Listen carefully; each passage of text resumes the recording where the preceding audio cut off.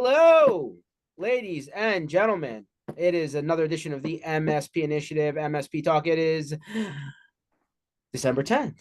And so if you're on one of those last minute Amazon gift shopping type people, you better get it in.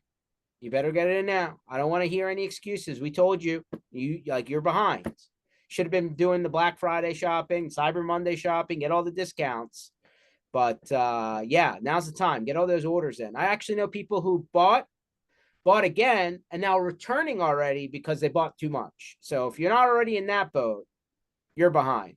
I myself had to do an Amazon return this morning for not me, everybody else in my house.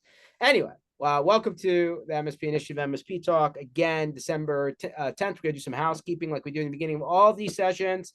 And then we'll get on to the good stuff. So mspinitiative.com. This is where we park most of the stuff that we do, including all of these sessions. We park them on our YouTube page, our podcatcher, and sessions under mspinitiative.com. Feel free to zoom back after this one, and you will see a recording of this one available for you. And then you can go back and pick apart all the things that we may have said wrong and send us messages.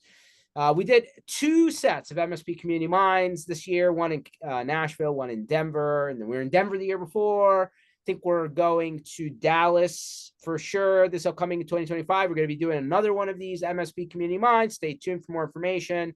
But if you check out the last one, which you still have up online, you see it's kind of like a 2-day, totally educational event with MSP panels and breakouts and industry speakers that are actually trying to teach you something, not sell you something per se. So if you like this format, which is different than, I don't know, the trade show format that we've been running under for 30 plus years, for more than that, since I've been going in the MSP sandbox, check it out. We're going to be doing another one of these next year for sure. Continuing the trend here to just shift the model here on events. Although I'm going to skip ahead and tell you that if you're interested in knowing all of the industry events that we know about, our friend Jen, who's behind the scenes, has already worked into 2025. And while we're still hearing about events and we're hearing that it could be upwards of 500 potential ones, all the ones that we know about are already in the 2025 schedule on the calendar on mspinitiative.com. So go check them out. Do maybe some homework for you. And then let's just remind you of all of the community block parties that we did in 2024. We did a lot of them.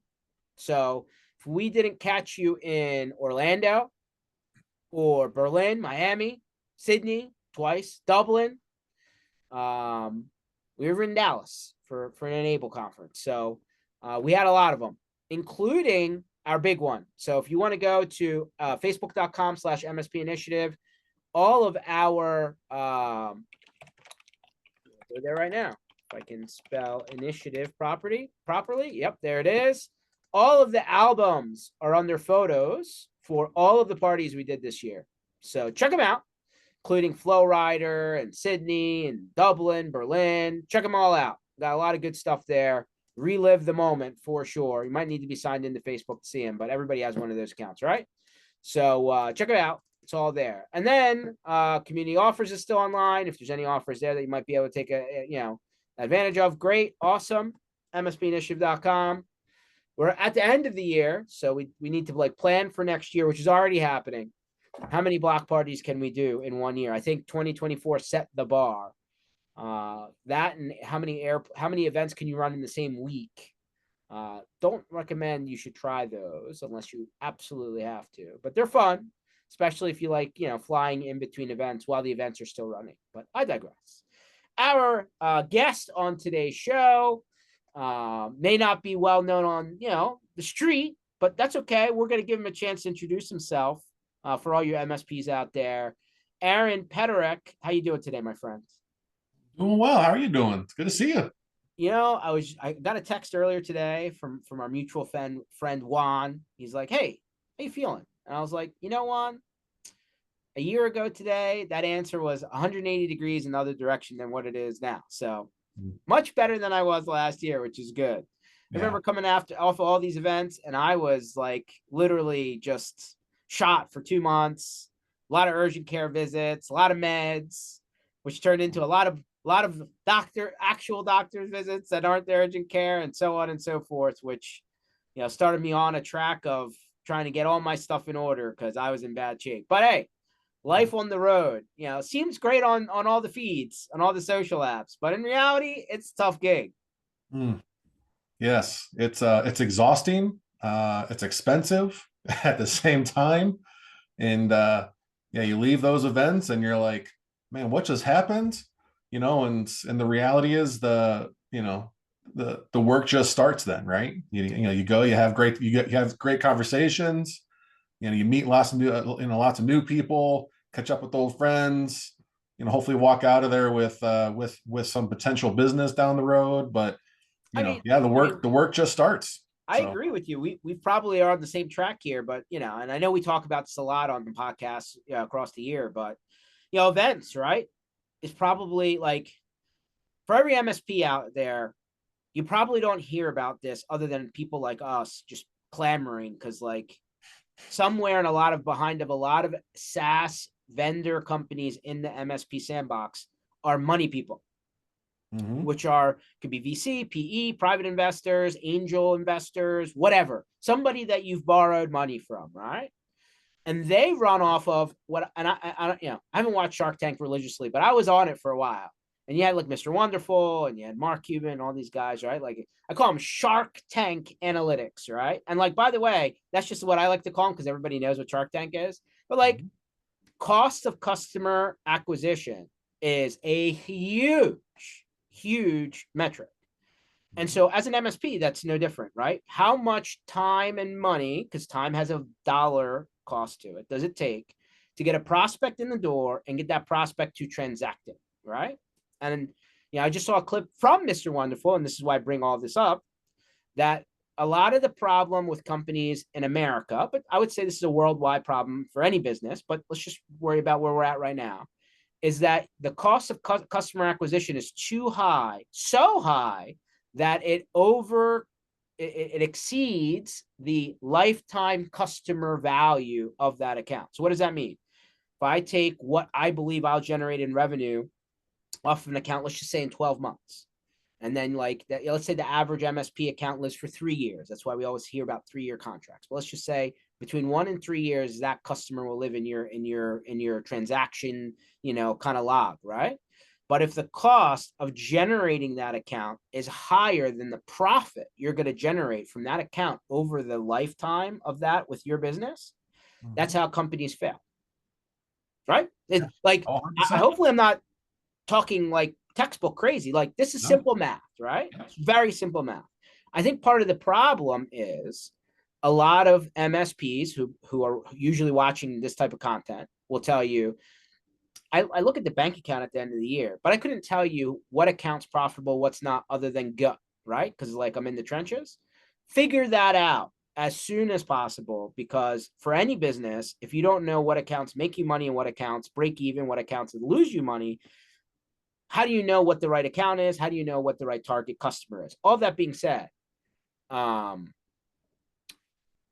me and Aaron probably feel about the same way about this. I'm gonna let you, kind of give me your answer, but event lead generation when you're trying to generate new business is probably one of the most expensive ways to actually get the job done.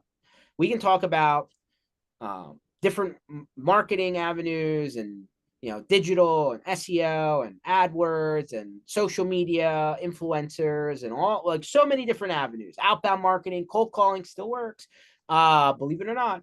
But like you take all of that, you put it onto the board, and I could take just event marketing and it'll cost probably more than the rest of those.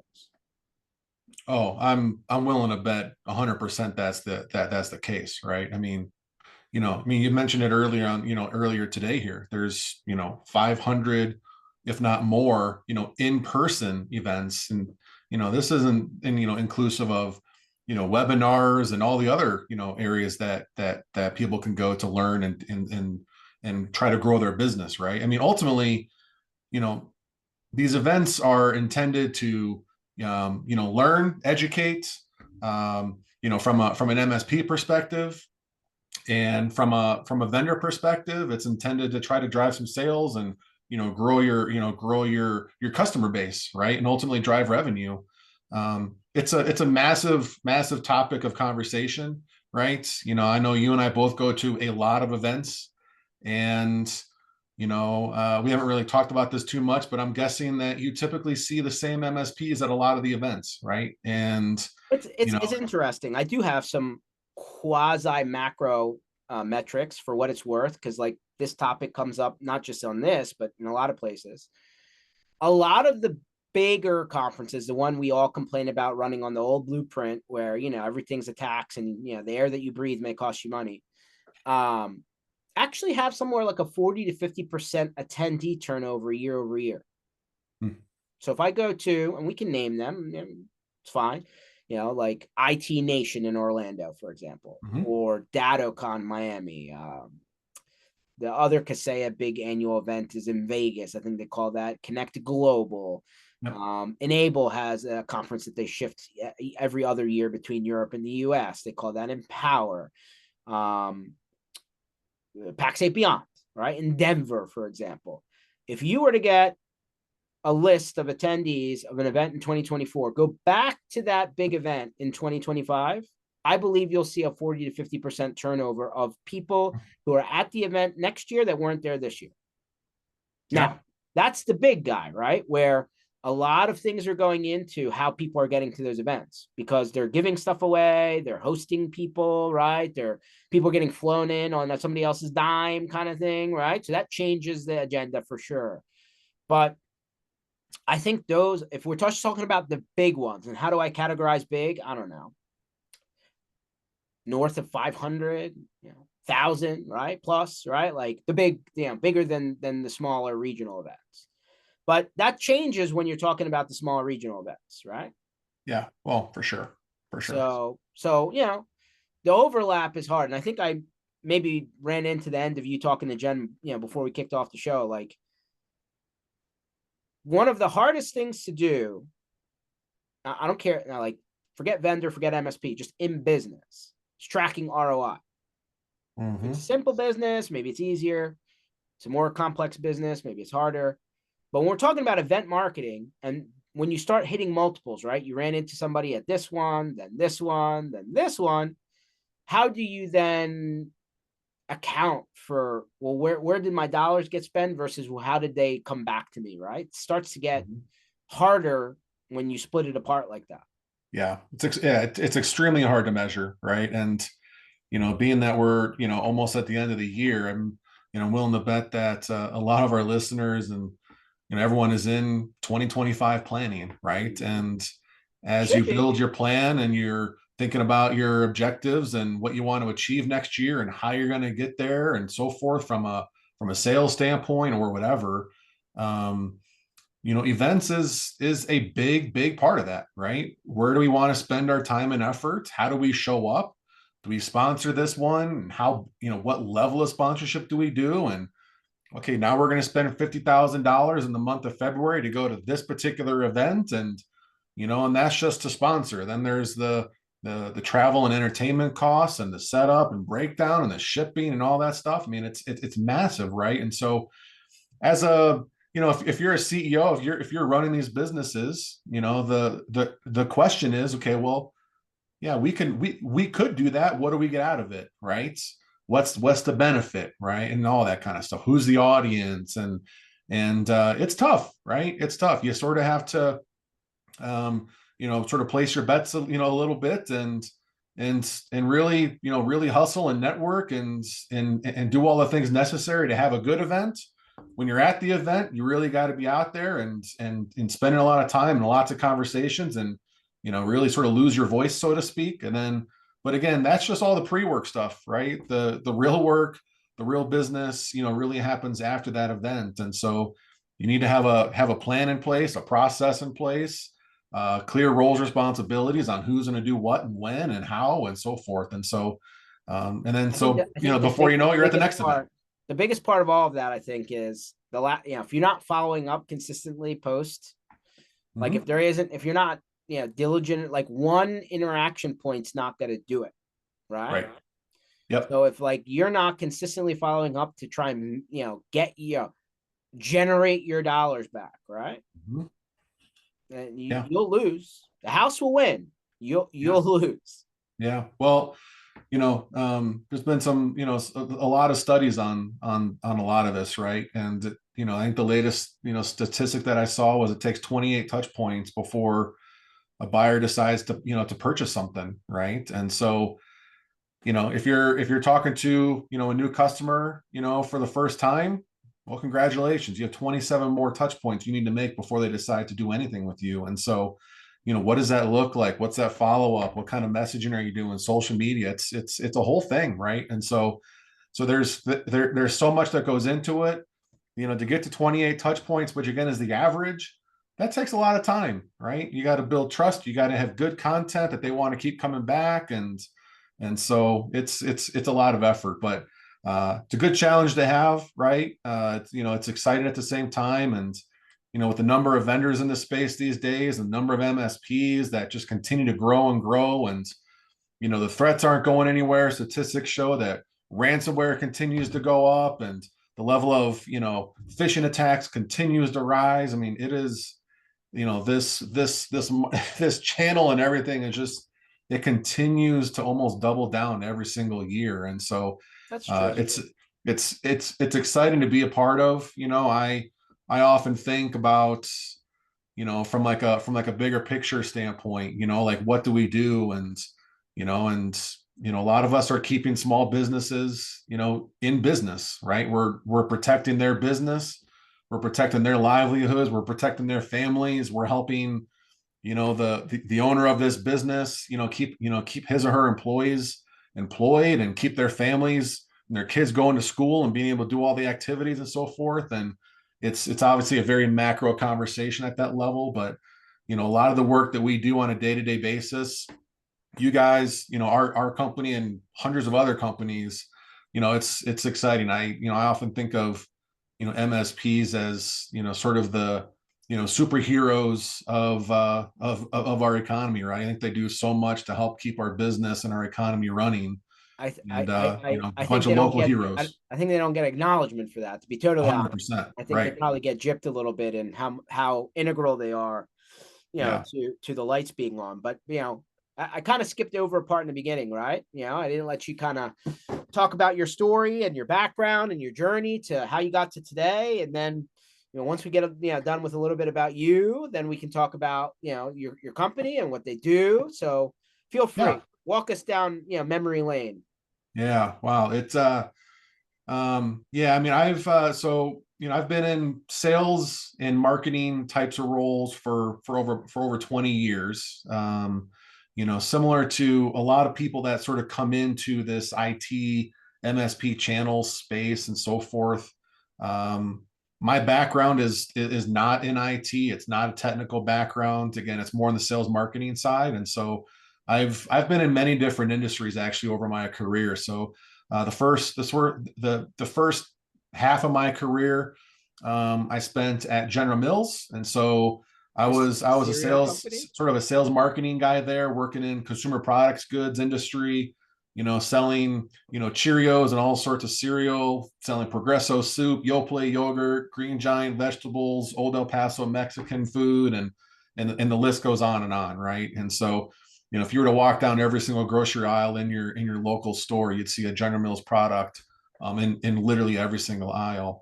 And so I was there for 12 years, did a variety of roles there, from selling to sort of brand marketing to product management.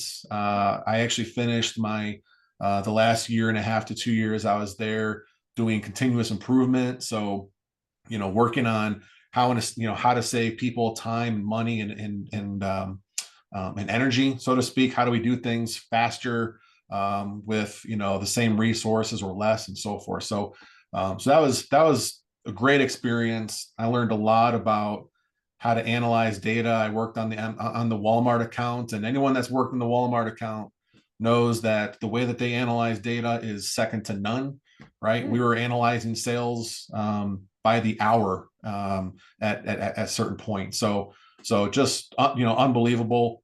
From there, I actually transitioned. I'm obviously a big sports guy, as you can tell, and so always had a passion for working in or around sports. And And so I actually transitioned to work at Reebok, which was at the time part of the Adidas group. So Adidas and Reebok were actually the same company for quite a while.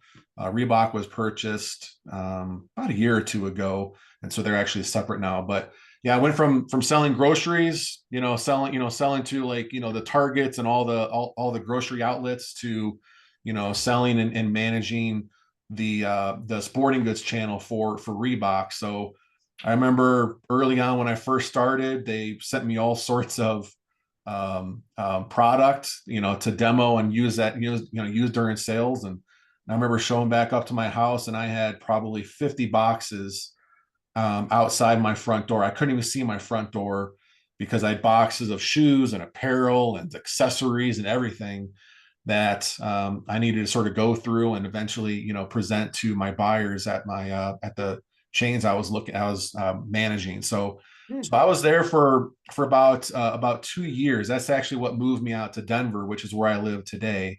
I was managing Sports Authority, and anyone in the sports scene knows Sports Authority, and obviously Dick's Sporting Goods and Academy Sports down south, and many other outlets there. But so yeah, they moved me out to Denver to manage Sports Authority and that whole channel. And Sports Authority at the time was headquartered here in Denver, and so I was like, "Are you sure? Like, aren't they going out of business soon?" And so, anyways, I was out. I was there for about, again, a year and a half, 2 years.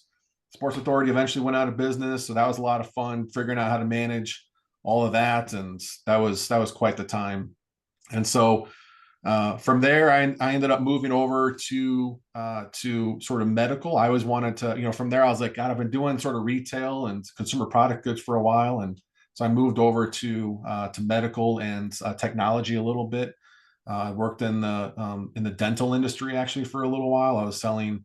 It's called an intraoral scanner for a company headquartered over in Copenhagen. So in that role, I was managing a distributor in the dental chain, and so I was traveling like 90% of the year, traveling all over the world, training and enabling the sales reps at the distributor that I was working for, and so forth. And so did that for a couple of years, and sort of burnt out on traveling. I was, again, I was traveling all the time, and at that point, my family was grown. I had little kids, and I was like, I sort of want to be home more and spend more time there, coaching and just being around the kids and the family a little more. So looked at some local places here in Denver and stumbled upon PAX 8 and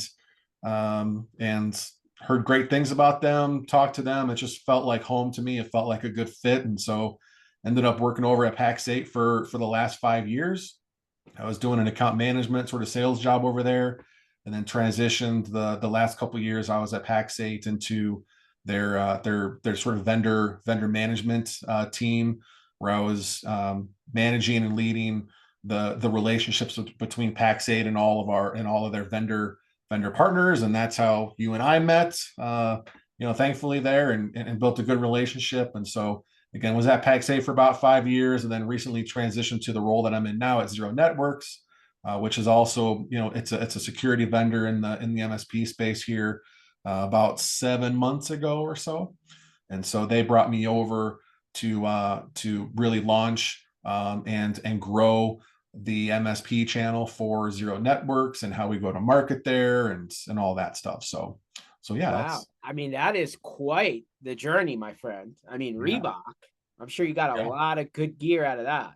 Yeah. Well, you can sort of see over here, I have like these were like little, It's like kid shoes that I samples. kept, and they're actually really good pencil holders. So Ah, that's funny. When yeah. they went to Nike, the NFL, for their jerseys, I mean, it's never the same. Yep. I like the Reebok way better than I did the Nike gear, but that's just me. Yeah. Yeah. But man, you jumped around a bit, which is great. You got a lot of experience. I'll just ask you a few questions about, so you spent 5 years at PAX 8. You did a couple different things. I shipped a lot of glassware to you in Denver. It's all good. Yeah. We made it work. Yep. I think it was great. Because you had so many different industry moves, what did you find different about the IT MSP bubble that kind of was just not the same, like I'm sure every, vertical you sold into is different, but like what's unique to this sandbox from your perspective? Yeah, I mean, it is unique in a way for sure, right? It's certainly more virtual than everything else I was selling to, right? There's, again, the industries that I was in, consumer products, goods, right, selling to, big uh, big companies like the Walmarts and Targets and King Supers and Kroger, and I mean it goes on and on, right? To transitioning to doing something similar, selling to a headquarter, but in the sporting goods channel, right? And so definitely a little different, right? There's more, it's more physical selling. There's an actual product that I can give you, right? Here it is, taste it, try it on, feel it, right? There's certain that avenue to it. Transitioning over to like the IT land, there isn't like a physical product that I'm giving you that you can sort of touch, feel, and hold, right? It's something that you need to sort of try and test out and see how it works within your business model with your customer base and so forth. So it's just a little different in that sense because the world used to be this like, hey, if I'm going to buy something, I need to try it on and test it before I actually do it, right? Where the last several years, obviously with COVID and several other things, that it's really transitioned to more sort of virtual buying, and so the buyers are different. The way that they sort of test and try out products is different, and so I would say that's one of the key ones. Then obviously, you know, selling to an MSP. I remember when I first started at PAX 8, didn't know anything about technology. I remember asking like, what is an MSP? I was doing research on like what an MSP is. Like, I'm like, is this like a standard term that people know? Like, I've never heard of this before. Like, what are we talking about here? And but I remember, when I was, I obviously we, did a lot of training at PAX 8 when I first started, and they're talking about, the MSP versus the customer, and we sell to the MSP; those are our customers, and then they sell downstream to the end user and those customers. And I remember being trained explicitly on, the MSP is our customer, right? And so I'm like, cool, I got it, and went out, started talking to MSPs and starting to sell a little bit, and I'm like, man, I'm killing it. I'm getting my I'm getting my partners to to buy all these products and try out all these different solutions and different vendors and so forth. And then the end of the month would come out, and I'm like, man, why am I not hitting my targets? Like, I'm close, but I'm not hitting my targets. Like, why? What the heck? And 2 or 3 months, of that persisted, and I was like super close, but I wasn't hitting targets. And I'm like, what is going on? And I realized that I'm talking to the wrong person, right? I was selling to the MSP. I was trying to get that MSP to buy from me, right? And what I realized was, no, no, no. They can buy all the stuff that they want from me, but if I'm not enabling them to sell downstream to their customers and transit and basically translate what I'm saying down to their customers, I'm not going to make any money. They're not going to make any money. It's a losing game. And so when I had that realization, a few months, a few months into my time there, that's when things really started to turn around for me. And then I was like, I need to stop selling to these guys. I need to start enabling them and helping them position, what we were talking about to their customer base. And so that is definitely a different model than the other industries that I've been a part of, because it's sort of the game of telephone a little bit, where you're telling one person one thing, they need to tell someone else, and they need to tell someone else, and you're hoping that message sort of translates throughout that game of telephone. So it's got to be easy, it's got to be understandable, it's got to be clear, all those things. So Yeah, no, I totally get it. What is it? And I'll leave, this is the last one I have on your background. But what is it about people coming from other industries, like even other technology industries, right? Like I've seen people go from, Cisco and try and sell into the MSP space, and it's like night and day. Or, they come into let's say they were working at a hardware based company, right? And they're selling laptops, and then they get into MSP land, into subscriptions and SaaS. And it's like I don't know, a shock, to the system for some reason. Why is that? Yeah, I mean, I think it gets to what I was saying. I think it's that sort of game of telephone a little bit, right? I mean, you got to understand who you're selling to, what they do. I mean, there's so many roles, responsibilities, right? If you were to talk to, an organization, I mean, you might be talking to an engineer, you might be talking to their CEO, you might be talking to a CFO, someone in finance that cares about money. Like, it's important to know who you're talking to, because every one of those groups has different goals and targets, and how, and language that they speak, right? They have different objectives that they're trying to hit. So there's a lot of layers to selling to, the MSP channel. There's just so many layers. And, given the growth of the number of vendors in the space, given the growth of the threats, and, the continued, levels of ransomware, and just all the stuff happening from a bad guy perspective, there's more and more money being poured into the channel, into the industry. Hence, more and more new vendors coming in to say, "Oh, I can do this bigger, better, faster." Mm-hmm. And so there's a lot of noise, and so there's a lot of, when you combine the noise with the number of levels, being successful and selling into the space, whether it's an MSP selling to customers, or it's a vendor selling to MSPs, how you communicate, it's got to be clear, concise, to the point. What problems do you solve? How do you solve it? What are the proof points and use cases that you've had, where I can say, oh, this customer was in your shoes a year ago, right? They're now doing this, and look at the success that they've had, right? You got to be able to tell that story in a clear and concise way.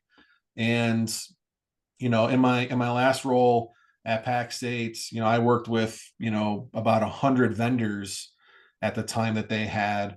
And you see the gamut, right? You see some vendors that do that extremely well.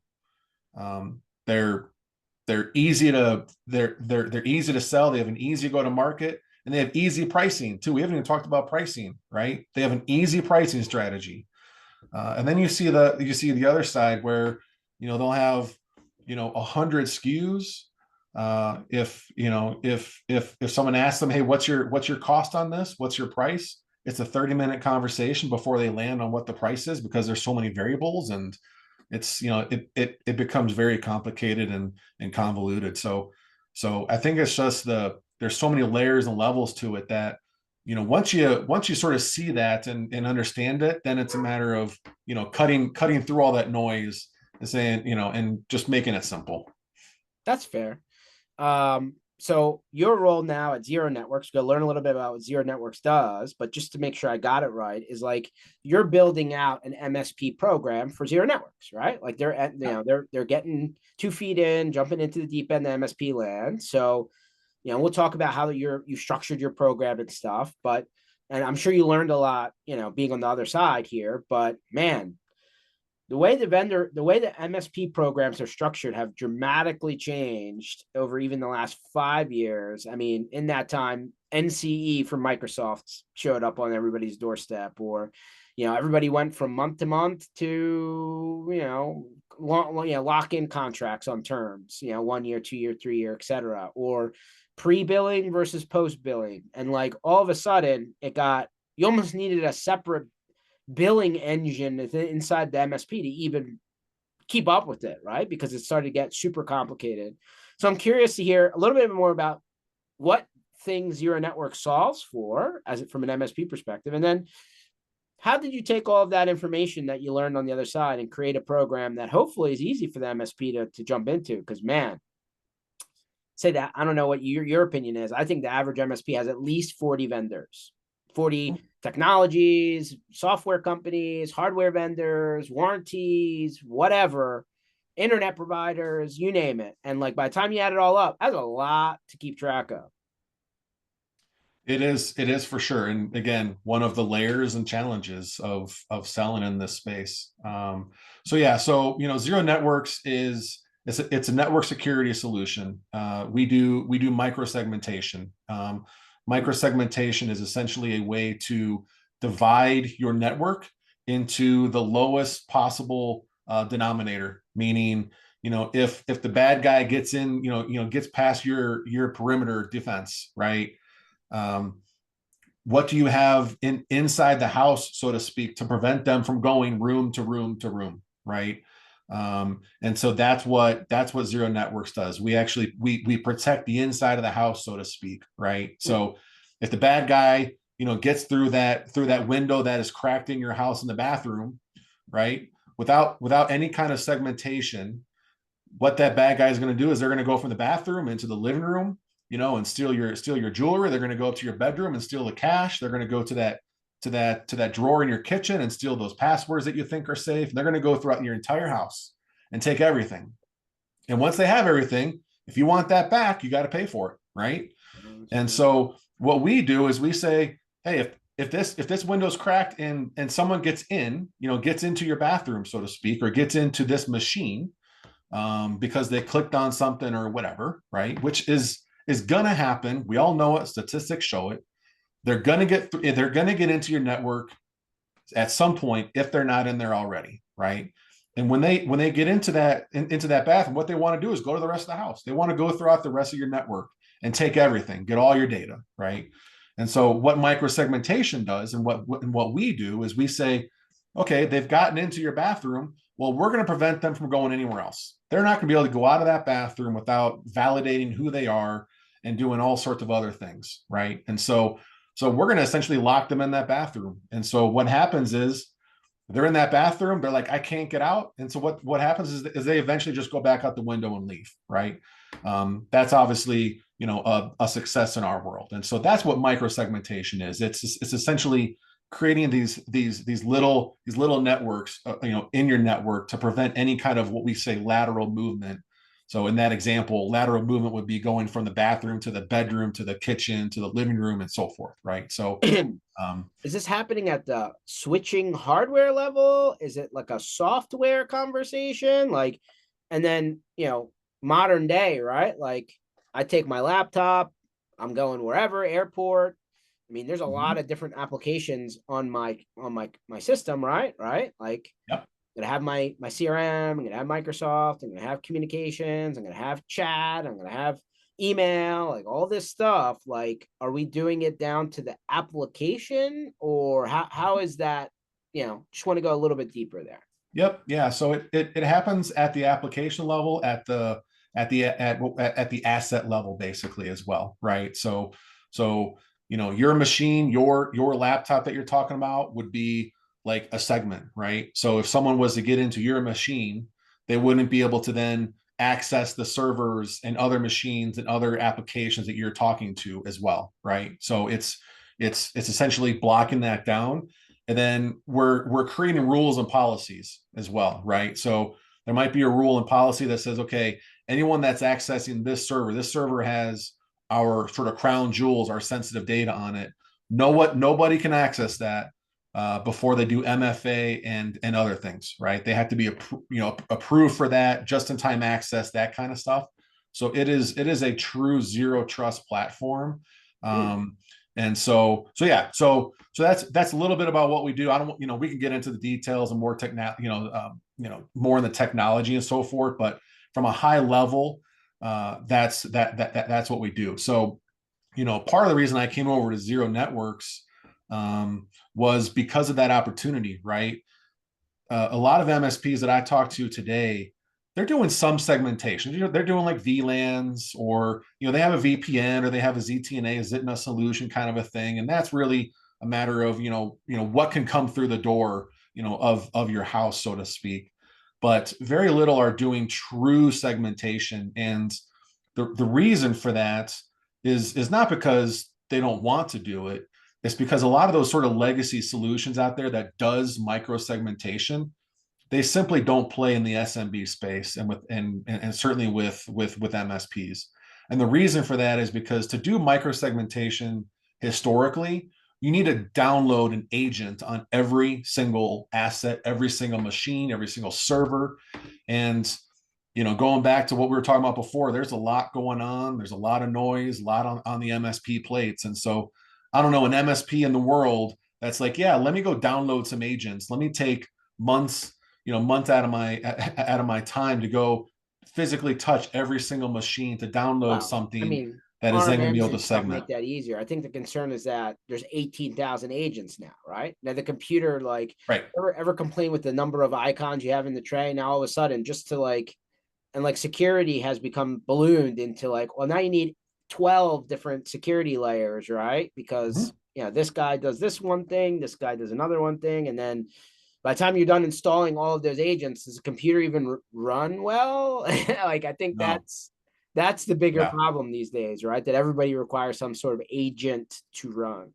Yeah. Yeah. It's sort of a joke that we talk about internally because there's been lots of studies done by like Gartner and several others that we work, that we work with and partner with. But the average time it takes to download and fully deploy into microsegmentation these days actually is longer than the average time a CTO is in his or her job, right? And so it takes so long to fully deploy these things because of the manual, aspects of it. And that's just deploying, right? We haven't even touched on managing the changes in the network, right? Managing the rules and the policies. And that is like, honestly, like the biggest time suck of all. And you really need someone in your organization that knows the types of rules and policies to create, right? And that's the other challenge is you have engineers that are doing a million things, every single hour of the day. And now now, micro segmentation is saying, well, now you got to come in and you got to create this rule and this policy. And that's stressful because what happens when, George can't access, this server? Well, why did you do this? And there's a lot of layers to it. And so part of the reason, again, I was excited to come over to Zero Networks is one, because of the opportunity, right? There just isn't a lot of micro segmentation happening in the MSP channel today because of these things we're talking about. I might argue that the people that we're talking to, right? IT and managed services companies, I don't know if they really understand. Number one, they've not heard the term, but number two, I don't think they really understand the concept. Yep. I mean, there's a lot of companies out there, and I'm sure you're gonna say, well, because it's not made its way down here, there's not a lot of companies out there that you're competing against in the bubble, right? In the sandbox. Mm-hmm. I mean, a lot of other companies may not call it this, but they'll say, hey, we're going to whitelist and blacklist things. We're going to gate traffic. Like, different people are saying similar things. I'm just not sure we're talking about the same thing. It's almost Yep. like there's an education uphill here, to really explain what exactly are we accomplishing and why is this different and better than the 18 other products that you already bought here, right? Like, for Yeah. example, if I went and bought an EDR solution, which graduated from antivirus, right? It's just like the evolution of that. But a lot of them now have this function where if they feel that something malicious is happening, they disconnect you from your network, whatever you call that, and they put you into your own bubble, right? Temporarily until somebody can figure out what's happening on that machine. Why is that different from micro segmentation? So I maybe it's just a different technology architecture from what other people are talking. Yeah, it is very much there's a massive need for some education in this space. And you're right, because when I talk to MSPs, yeah, a lot of them are like microsegmentation. What is that? Yeah. Oh yeah, no, I do segmentation. I use VLANs. I have VLANs for segmentation, right? Or they'll throw out like another acronym that that is in the industry for ways to essentially stop this. The challenge is, a lot of organizations spend a lot of money on the perimeter, right? They're trying to build the tallest and thickest wall possible in order to prevent any bad guys from getting inside the house, so to speak, right? But the reality is people are getting in, and once they're past that thick, tall wall that you've spent a lot of money and a lot of resources on and have numerous vendors to do that prevention and even detection, they're getting in somehow, and they're moving around. And so Well, they get in probably because of the person between the chair and the keyboard, right? I mean, that's the 100%, easiest way in, 100%. right? Yeah. Or the password is, password. And then all of a sudden, but that's a human being problem, right? They set something Yep. very easy to get into. All right. So Right. is this a software conversation? Is this a SaaS conversation? Is there hardware involved? Like, how would I Yep. begin to understand how to price this, and B, what other products could this potentially help me consolidate? Meaning, like, does this help me save money in other areas, or how do I do, how does that play out?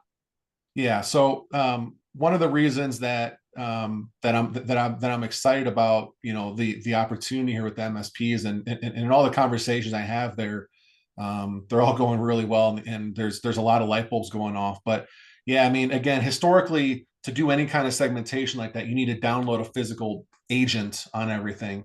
And so the way that we do it, and our founders, have come up with a really cool way to do this.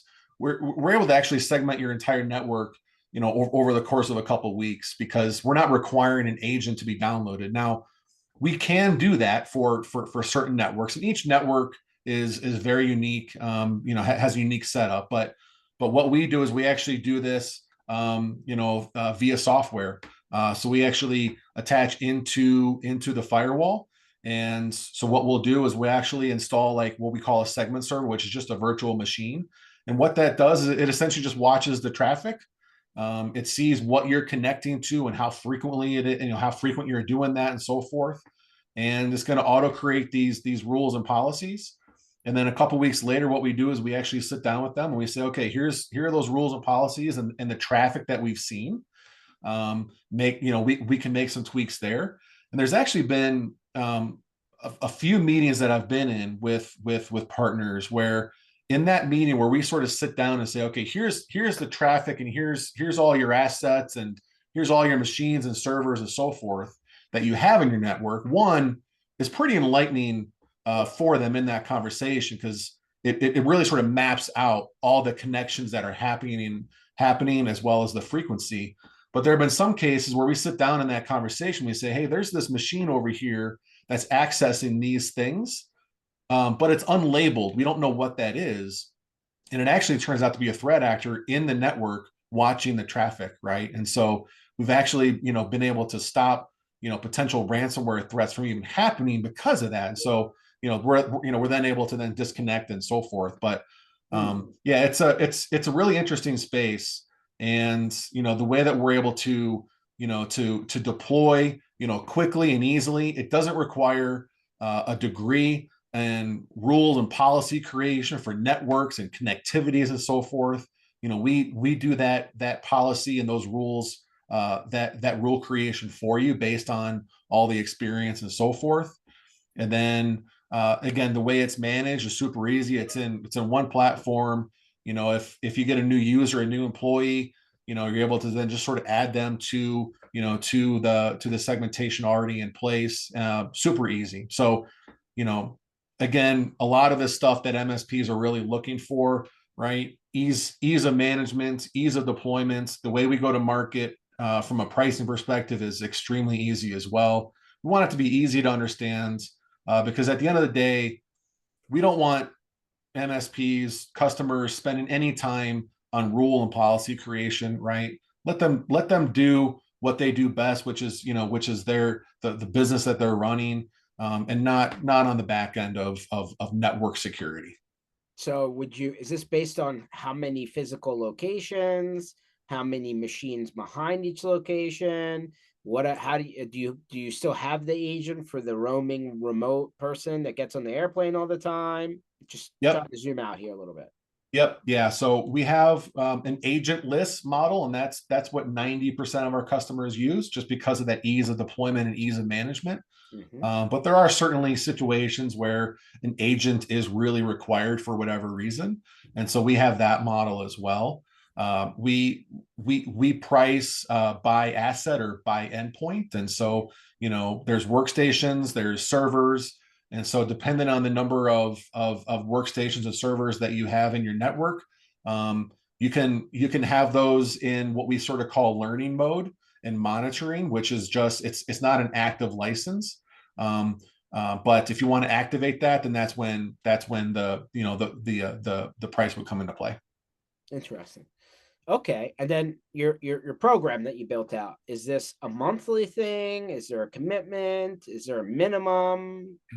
Talk about the structure real quick. Yeah, no minimums. We have monthly pricing set up. So again, we want to make this easy and flexible. So if you want an annual license, we can do that. If you want to get billed monthly for that, we can bill you monthly for that. Very similar to to that PAX 8 model, where if you want to get billed monthly and have a monthly subscription, have at it. We want to make this easy. We want to be, we want to work with how your billing cycle and how you work with customers. So we're going to be flexible there. If you want to, get into, get into 1 year and have one bill instead of 12 bills, we can do it that way too, and so forth. So it's a very flexible model. Again, it's designed to work, the way that the MSP works. That's awesome. How do people get more information, learn a little bit more about like what the whole micro segmenting thing actually means? Maybe to, see some information, book a call, talk to somebody. Where do they get? Yeah. So, several different ways, obviously social media, right? So, follow me on LinkedIn, connect with me, reach out to me on LinkedIn. I'm trying to be as active as possible on LinkedIn these days, because again, there's a lot of education that needs to happen in this space. And so I'm being more active on that front than I ever have been. And I'm a little outside of my comfort zone sometimes with that because of that. I'm not that big of a big, social media guy, but again, there's a lot of education that needs to happen in this space. So we're putting a lot of stuff out on social media. So obviously follow me, follow our page, Zero Networks as well. And then obviously you can go to zeronetworks.com. We have a lot of use cases out there, which are really, really helpful. So our customers are really passionate about this stuff, which is really cool. And we were at a show in Vegas a few months ago, and we had customers of ours say, "Hey, we want to come out there with you and sit in your booth with you to help educate everyone coming through here, because it is such a great product." And it's so yeah, go to zeronetworks.com. There's lots of resources out there. Obviously check us out on LinkedIn as well, for different blog posts, different articles that we always put out there, from an education standpoint. Awesome. What was your favorite Reebok swag?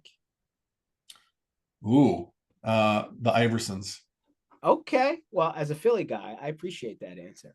Yeah. So that's when anyone that's seen me out, out on the road or whatever, I'm a big shoe guy, and so I usually have to bring another suitcase just for my shoes, because Oh no, don't say that. Don't say that. yeah. We don't do that on our side. I have to tell the Jens of the world that she can't check her bag because there's too many shoes.